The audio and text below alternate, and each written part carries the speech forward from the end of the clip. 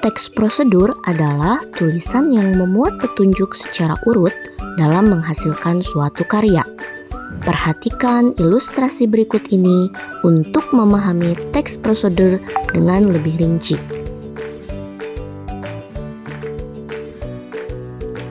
Di dalam teks prosedur harus memuat 4 komponen berikut ini. Yang pertama adalah judul. Tuliskan judul yang membuat pembaca memahami apa kreasi atau penjelasan yang kamu buat.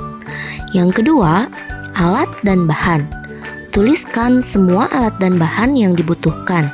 Tambahkan keterangan jumlah atau ukuran agar lebih jelas bagi pembaca. Yang ketiga, langkah pembuatan. Tuliskan langkah-langkah pembuatan secara berurut. Gunakan kata kerja sebagai awal kalimat. Yang terakhir adalah penutup atau kesimpulan.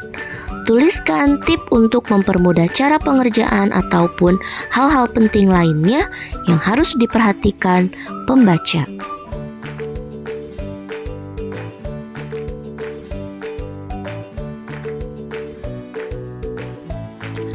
Tujuan penulisan teks prosedur adalah untuk memberi panduan kepada pembaca untuk menghasilkan karya sesuai yang diinginkan. Ciri-ciri teks prosedur yang pertama adalah memuat alat dan bahan yang diperlukan. Yang kedua, memuat tahap kegiatan yang berurut. Yang ketiga, menggunakan kalimat perintah yang singkat dan jelas. Yang keempat adalah menggunakan kata kerja aktif.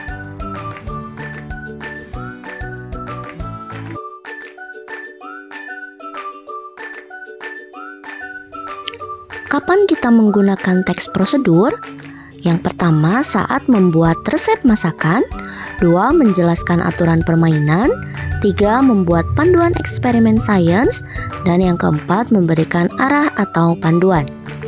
Adapun urutan teks dalam teks prosedur adalah yang pertama judul, alat dan bahan, langkah pembuatan, dan tip atau kesimpulan.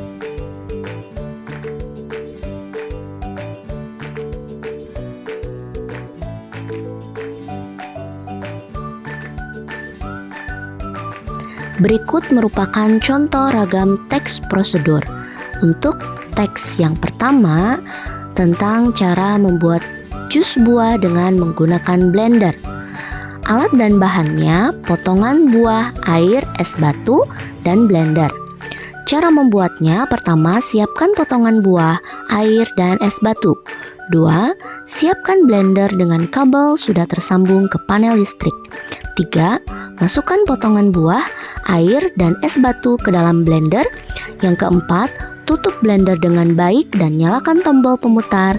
Yang kelima, tunggu sekitar 1 menit hingga buah menjadi halus. 6. Matikan blender. 7. Sajikan jus buah dalam gelas. Tip atau kesimpulan. Mudah bukan?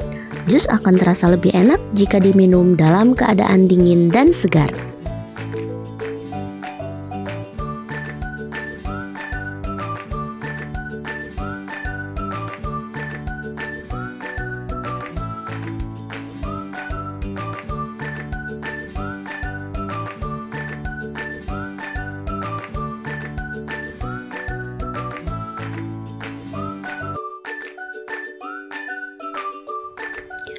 Untuk contoh ragam teks prosedur yang kedua, tentang cara mengoper bola pada olahraga bola basket.